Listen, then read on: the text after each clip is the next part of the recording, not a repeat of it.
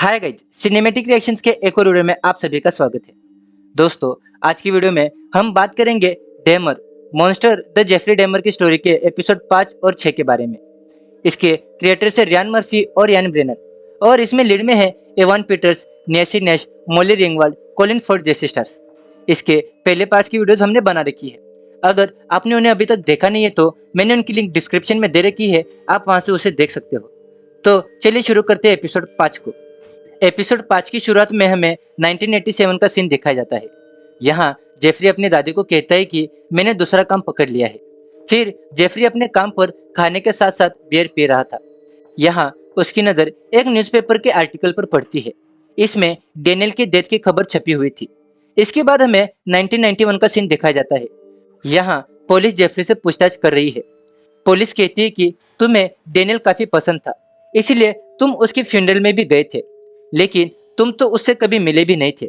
इस पर जेफरी कहता है कि हाँ, मैं डेनियल की फ्यूनरल पर गया था और मैंने उसकी कब्र को भी खोदा, क्योंकि मैं उसकी बॉडी के साथ सोना चाहता था जब तक उसकी बॉडी ठीक थी। बट बात नहीं बनी। उस समय मार्च का महीना था, इसकी वजह से जमीन खोदने में काफी समय लग रहा था, इसलिए मैंने ऐसा नहीं किया। यहाँ पुलिस कहती है कि तुम अपने विक्टिम्स को काबू करना चाहते थे।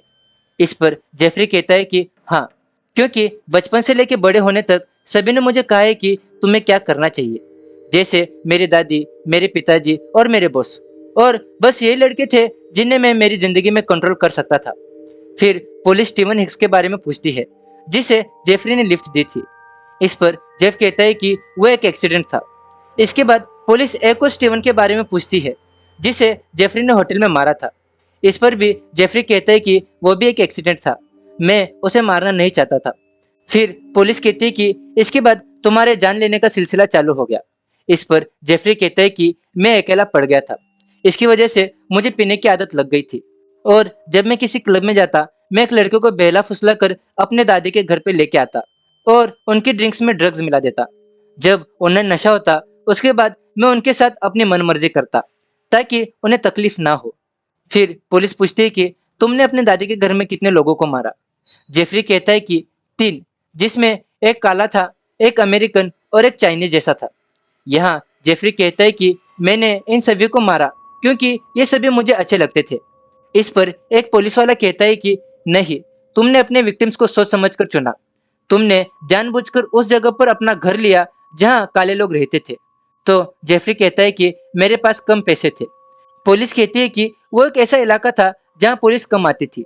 और अब बताओ, तुम अपने विक्टिम्स को दादी के घर लाने के बाद क्या करते थे। इस पर जेफरी कहता है कि मैं काफी डर जाता था, कहीं एक दिन दादी नीचे आके ना देख ले। लेकिन उन्हें नीचे आना पसंद नहीं था। बट धीरे धीरे करके दादी को नीचे से बदबू आने लग गई थी, लेकिन मैंने इसका भी प्रबंध कर दिया था। मैं उन सभी लाशों के टुकड़े करके उन्हें प्लास्टिक के बैग्स में भर के कचरे में डाल देता था। इसके बाद कोई बदबू नहीं आती थी। यहाँ पुलिस पूछती है कि क्या तुम उन लाशों के साथ कोई एक्सपेरिमेंट करते थे। जेफरी कहता है कि मैं उनके कुछ बॉडी पार्ट्स को एसिड में डालता था और कुछ पार्ट्स को उबालता था ताकि उनके ऊपर का मांस निकल जाए। पुलिस पूछती है कि क्या तुम्हारी दादी को कभी तुम पर शक नहीं हुआ। जेफरी कहती है कि हुआ तो था, लेकिन मैं क्या कर रहा था इस पर नहीं। मेरी दादी ने मुझे लड़कों को घर लाते हुए तो देखा था, लेकिन वो इस मुद्दे पर कभी बात नहीं करना चाहती थी। दादी को फिर से बदबू आना शुरू हो गई थी, क्योंकि जुलाई के महीने में बेसमेंट में उमस आने लग गई थी। एक दिन दादी ने जेफरी के पिताजी को बेसमेंट की बदबू के बारे में बताया था, इसलिए वो एक दिन बेसमेंट में चेक करने जाते हैं। वो जेफरी से पूछते हैं कि ये कैसी बदबू आ रही है। इस पर जेफ कहता है कि मैं यहाँ जानवरों को काटता हूँ, आपको तो पता ही है ये मेरा शौक है। फिर उसके पिताजी बेसमेंट को चेक करते हैं और कहते हैं कि तुम्हें इस गंदगी को साफ करना चाहिए। इस पर जेफ कहता है कि मैं ये सब बंद कर दूंगा। फिर पुलिस कहती है कि क्या इसके बाद तुमने ये सब बंद कर दिया। जेफ कहता है कि हाँ, लेकिन कुछ महीनों तक। और इसमें कमाल की बात यह है कि जब मैंने ये सब बंद किया उसके बाद से ही मुझे डर लगना शुरू हो गया। उसके बाद मैंने फिर से यह काम करना शुरू कर दिया। फिर एक रात को रोन नाम के एक आदमी की गाड़ी खराब हो जाती है, तो जेफ उसे कहता है कि रुको, मुझे चेक करने दो क्या खराबी है। इसके बाद गाड़ी ठीक ना होने पर जेफ कहता है कि यही पास में मेरी दादी का घर है, पहले हम दोनों वहां जाकर मेरी गाड़ी लेके आते हैं, उसके बाद मैं तुम्हारी गाड़ी को ठीक कर दूंगा।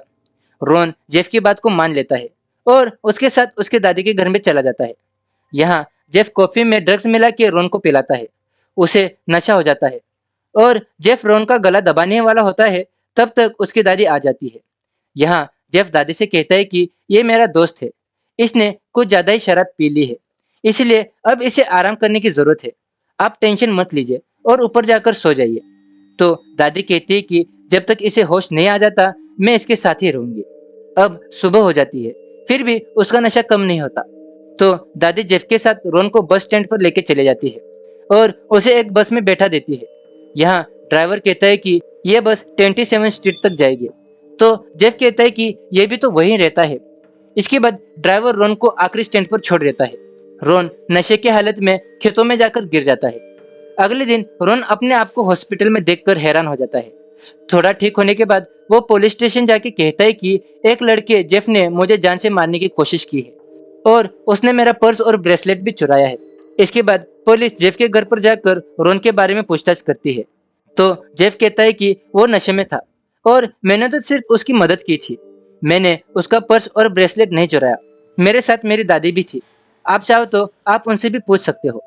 इस पर दादी कहती कि मेरा पोता ऐसा नहीं कर सकता, उसने ऐसा नहीं किया। फिर पुलिस रोन से कहती कि मैंने जेफ से बात की। जेफ कई बार गिरफ्तार हुआ है, लेकिन इसका मतलब यह नहीं है कि उसने चोरी की है या तुम्हें मारने की कोशिश की है। यह सुनकर रोन कहता है कि मैं काला हूँ, इसलिए आप मेरी बात नहीं मान रहे हो, और जेफ एक गोरा आदमी है, इसलिए आप उस पर शक नहीं कर रहे हो, जिसका पहले से क्रिमिनल रिकॉर्ड है। यहाँ से रोन चला जाता है। फिर एक रात को वो वापस जेफ को देखता है। यहाँ जेफ फिर से एक आदमी को लेके जा रहा है। तभी रोन उस आदमी को कहता है कि इस आदमी के साथ मत जाओ, ये तुम्हें मारने की कोशिश करेगा। ये सुनकर वो आदमी भाग जाता है। यहाँ से जेफ चुपचाप चला जाता है, लेकिन फिर से जेफ क्लब में से एक लड़के को अपने घर लेके आ जाता है। वो लड़का नशे में ही जेफ के घर से बाहर चला जाता है। जेफ उसको लेने के लिए बाहर आता है। तभी उसकी दादी उसे देख लेती है और उसे वापस घर में बुला लेती है। वो लड़का अपने घर में जाने के बाद अपने बेड पर सो जाता है। तभी उस लड़के के पापा एम्बुलेंस को बुलाते हैं। अगली सुबह जेफ चॉकलेट मिक्स करने का काम कर रहा है। यहाँ उसे पकड़ने के लिए पुलिस आ जाती है, क्योंकि उस लड़के के पापा ने पुलिस कंप्लेंट कर दी थी। इस पर जेफ के ऊपर कोर्ट केस होता है। यहाँ जज जेफ को कहता है कि जेफ, तुम पर सेक्सुअल असॉल्ट का केस हुआ है और तुमने इस पर कुछ नहीं कहने का फैसला लिया है। यहाँ जेफ को 1 साल की सजा होती है और जज कहता है कि तुम्हारा काम अच्छा चल रहा है। तुम्हारा स्वभाव देखकर ये कोर्ट तुम्हें 1 साल में जेल में 40 घंटे काम करने का मौका देती है। ये काम खत्म करने के बाद तुम सीधा जेल में रिपोर्ट करोगे। अब कोर्ट से जेफ और उसके पापा दादी के घर आ जाते हैं। रास्ते में मिस्टर डेमर जेफ से कहते हैं कि हम आज आखिरी बार फैमिली डिनर करेंगे और जब तुम जेल से बाहर आओगे तो तुम खुद के घर में रहोगे। अब रात में खाना खाते वक्त मिस्टर डेमर कहते हैं कि दादी के पास मेरा एक बॉक्स था, वो बॉक्स लेकर आओ। तो जेफ कहता है कि वो तो दादी ने मुझे दिया है। बाद में जेफ जब उसे लाने के लिए जाता है तो उसके पापा उसके पीछे चले जाते हैं। फिर जेफ उसके पापा से कहता है कि इसकी चाबी मुझे मिल नहीं रही है। तो उसके पापा नीचे जाकर उसे तोड़ने के लिए कुछ चीजें लाते हैं, क्योंकि उनको शक हो रहा था कि जेफ ने जरूर इस बॉक्स में कुछ गलत चीज छिपाई है। लेकिन मिस्टर डेमर के नीचे जाते ही जेफ उस बॉक्स में से स्टीवन की खोपड़ी को निकाल देता है। मिस्टर डेमर जब उस बॉक्स को देखते हैं तो उन्हें उसमें पोर्न मैगजीन्स मिलती है। यहाँ जेफ कहता है कि ये चीजें दादी को ना मिले, इसलिए मैंने इन्हें इस बॉक्स में रखा था। ये सुनकर मिस्टर डेमर चले जाते हैं। इसके बाद हमें एक और सीन दिखाया जाता है। यहाँ मिस्टर डेमर जेफ से पूछते हैं कि तुमने स्टेट फेयर में क्या किया था। इस पर जेफ कहता है कि मैं तो बस टॉयलेट कर रहा था, मुझे ऐसा करते हुए कोई देख लेगा मुझे नहीं पता था। फिर अगले सीन में मिस्टर डेमर जेफ को जेल में से लेने के लिए आते हैं। यहाँ वो जेफ से पूछते हैं कि आखिर तुमने उस लड़के को मोलेस्ट क्यों किया था। जेफ कहता है कि मैंने उसे मोलेस्ट नहीं किया, मैं तो बस उसकी फोटोज ले रहा था।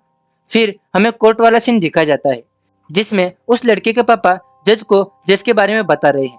यहाँ जेफ को सेक्सुअल असॉल्ट के केस में Milwaukee county house correction jail में 1 साल की सजा मिलती है। यहाँ मिस्टर जेमर जज को एक चिट्ठी लिखते हैं कि जेफ को शराब पीने की आदत है, तो प्लीज आप उसे नशा मुक्ति केंद्र में भेजिए। इसके बाद में हमें 1 साल बाद का सीन दिखाया जाता है। यहाँ जेफ की सजा पूरी हो गई थी और यहाँ उसके पापा उसे कहते हैं कि 1 हफ्ते के लिए तुम्हें तुम्हारी दादी के पास रहना होगा और बाद में तुम्हें तुम्हारा खुद का रूम लेना होगा।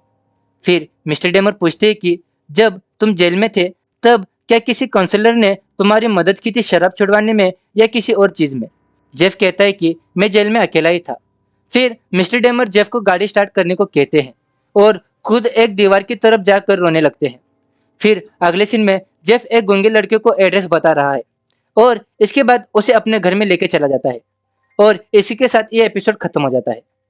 अब एपिसोड 6 की शुरुआत में हमें 1960 का मिल्वॉकी शहर देखा जाता है। यहाँ एक हॉस्पिटल में एक औरत की डिलीवरी हो रही है। उस औरत का नाम शेरली है और उसका बच्चा काफी सुंदर था। वो उस बच्चे का नाम टोनी रखती है। फिर डॉक्टर के पास जाके वो कहती है कि जब हम टोनी को बुलाते हैं तो वो कोई जवाब नहीं देता। तो डॉक्टर कहते हैं कि जब टोनी का निमोनिया का इलाज हुआ था तब क्या डॉक्टर ने उसे एंटीबायोटिक्स दी थी? इस पर शैली कहती है कि हाँ दी थी, एंटीसिलिन और जेंटामिसिन। इस पर डॉक्टर कहता है कि हाल ही में कुछ रिपोर्ट से पता चला है कि जेंटामिसिन ऑटोटॉक्सिक है जो कि बच्चे की सुनने की शक्ति के लिए खतरनाक है। इसीलिए जब आपके टोनी को बहुत ज्यादा एंटीबायोटिक्स दी गई थी इसी वजह से उसकी सुनने की शक्तियां चली गई है। दोस्तों ये वही लड़का है जिसे पिछले एपिसोड के लास्ट में जेफ अपने घर में लेके गया था। अब अगले सीन में टोनी बड़ा हो गया है और वो एक क्लब में नाच रहा है। फिर यहाँ उसकी मिनी नाम के लड़के से एक मुलाकात होती है। टोनी गूंगा और बहरा होने की वजह से वो लिप रीडिंग जानता था और वो उसकी बातें सुनकर नोट्स में उससे बातें कर रहा था। फिर अगले सीन में टोनी अपने जैसे दोस्तों से बातें करता है। ये तीनों साइन लैंग्वेज में बातें करते हैं। इसके बाद टोनी अपने घर में चला जाता है और अपनी फैमिली के साथ डिनर करता है। उसी रात को टोनी का दोस्त उसके घर आता है और कहता है कि रिको का किसी ने खून कर दिया है। पुलिस वालों को हाईवे पर उसकी लाश मिली है। फिर अगले सीन में शेरली कहती है कि मुझे पता है कि तुम्हें रिको के जाने पर दुख है और इसके लिए तुम मुझसे दूर जा रहे हो। तो टोनी कहता है कि मैं बाहर जाकर मेरे सपने को पूरा करना चाहता हूँ। रिको की मौत ने मुझे यह बता दिया है कि क्या पता लाइफ में क्या हो जाए। मैं अब कोई छोटा बच्चा नहीं रहा, मैं अब बड़ा हो गया हूँ और मैं अब अपने पैरों पर खड़ा होना चाहता हूँ। फिर शेरली पूछती है कि आखिर तुम मेडिसिन क्यों जाना चाहते हो? टोनी कहता है कि वहाँ कॉलेज टाउन है और वहाँ मैं बड़े बड़े फोटोग्राफर से भी मिलूंगा, क्योंकि दोस्तों टोनी एक मॉडल बनना चाहता था। अब वो मेडिसिन में आ जाता है और वो यहाँ आते ही अपने लिए काम की तलाश करता है, लेकिन गूंगा और बहरा होने के कारण उसे कोई काम पर नहीं रखता। फिर टोनी एक कपड़े की दुकान में जाता है और इस दुकान का मालिक टोनी से साइन लैंग्वेज में बातें करता है। वो कहता है कि मेरी बहन भी बेरी है और यह मालिक टोनी को काम पर रख लेता है। बाद में टोनी की नजर एक आर्टिकल पर जाती है और वो उस आर्टिकल को देखते ही उस फोटोग्राफर से मिलने चला जाता है और मॉडल बनने के लिए उससे अपने फोटोज खिंचवाता है। यहाँ वो फोटोग्राफर कहता है कि तुम काफी हॉट दिखते हो और मैं तुम्हारी बॉडी को कैप्चर करने के लिए कुछ भी कर सकता हूँ। यहाँ टोनी उसे नोट्स पर लिखता है कि मैं सच्चे प्यार की तलाश में हूँ, क्या वो मुझे इस टाउन में मिलेगा? ये पढ़कर फोटोग्राफर कहता है कि चलो फोटो खींचते हैं। फिर टोनी वापस अपने घर पर आ जाता है और अपनी फैमिली के साथ डिनर करता है। यहाँ उसकी बहन कहती है कि मेरी सोनोग्राफी आ गई है और मेरे पेट में एक लड़की है और मैं उसका नाम भी टोनी ही रखना चाहती हूँ। ये सुनकर टोनी खुश हो जाता है। इसके बाद में टोनी अपने फ्रेंड के साथ एक क्लब में जाता है। इस क्लब में टोनी की मुलाकात जेफ से होती है और ये दोनों एक दूसरे से बातें करते हैं और ये दोनों काफी अच्छे दोस्त बन जाते हैं। टोनी जेफ को वहां भी लेके जाता है जहां वो मॉडलिंग करता है। यहाँ टोनी फोटोग्राफर से कहता है कि तुम रहने दो, अब मेरे फोटो जेफ खींचेगा। फिर वो खाना खाते हुए एक दूसरे से नोट्स के थ्रू बातें करते हैं। फिर एक सीन में जेफ के पापा और उनकी गर्लफ्रेंड जेफ से मिलने के लिए आते हैं। तब जेफ इन्हें कहता है कि अब मैं बदल गया हूँ, अब मेरी शराब की लत भी छूट गई है, लेकिन कभी कभी बियर पी लेता हूँ। मुझे काम पर भी प्रमोशन मिल गया है और यहाँ मेरा एक दोस्त भी बन गया है। ये सुनकर मिस्टर डेमर काफी खुश होते हैं। फिर अगले सीन में जेफ टोनी को अपने घर में लेके आता है और उसे ड्रिंक्स देता है, लेकिन इस बार वो उसकी ड्रिंक्स में ड्रग्स नहीं मिलाता। यहाँ हमें पता चलता है कि इस बार जेफ को सच्चा वाला प्यार हो गया है। फिर वो जेफ का फेवरेट गेम खेलते हैं। इसके बाद ये दोनों सो जाते हैं। अब अगली सुबह टोनी जेफ से कहता है कि अब मेरे जाने का टाइम आ गया है, अब हम अगले हफ्ते ही मिलेंगे। ये सुनकर जेफ उसे खोना नहीं चाहता था, इसलिए वो हथौड़ा लेके आता है, लेकिन उससे वो टोनी को मारता नहीं। टोनी जेफ से गले मिलकर चला जाता है, लेकिन टोनी कुछ तो भूल जाता है, इसलिए वो चीज लेने के लिए वापस आता है। बट इस बार जेफ खुद को कंट्रोल नहीं कर पाता और टोनी को मार देता है। इसके बाद टोनी की मॉम शेरली पुलिस के पास मिसिंग कंप्लेंट लिखवाती है वो पुलिस को बताती है कि वो 31 साल का है और वो मुझे 2 दिन पहले मिला था। मैंने उसके काम वाली जगह पर भी कॉल किया था, लेकिन वो वहाँ पर भी नहीं गया और वो पुलिस को कहती है कि वो सुन और बोल नहीं सकता। फिर टोनी की मॉम और बहन पूरे शहर में उसकी मिसिंग पोस्टर्स लगाना शुरू कर देती है। बाद में एक जगह पर टोनी की माँ कुछ लोगों के सामने बताती है कि पुलिस मेरे बेटे को ढूंढ नहीं रही है, अब हमें ही कुछ करना होगा।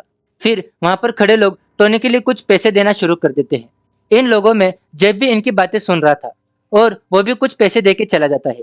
फिर जेफ घर में जाकर बहुत सारे बियर्स पी जाता है और टोनी के घर पर कॉल करता है और उसकी बहन को कहता है कि अब टोनी को ढूंढना बंद कर दो क्योंकि अब वो चला गया है। फिर एक सीन में टोनी की मम्मी खाना खाते वक्त उसे याद करती है। इसके तुरंत बाद में जेफ अपने घर में टोनी के मांस को फ्राई करते हुए नजर आता है और फ्राई करने के बाद उसे खाने लगता है और इसी के साथ ये एपिसोड खत्म हो जाता है। तो दोस्तों ये थे Dahmer monster the Jeffrey Dahmer story के एपिसोड 5 और 6। आपको ये सीरीज और हमारी वीडियो कैसी लगी आप हमें कमेंट कर बताइए। मिलते हैं आप सभी से आपके अपने चैनल पर किसी और वीडियो में। Till then take care.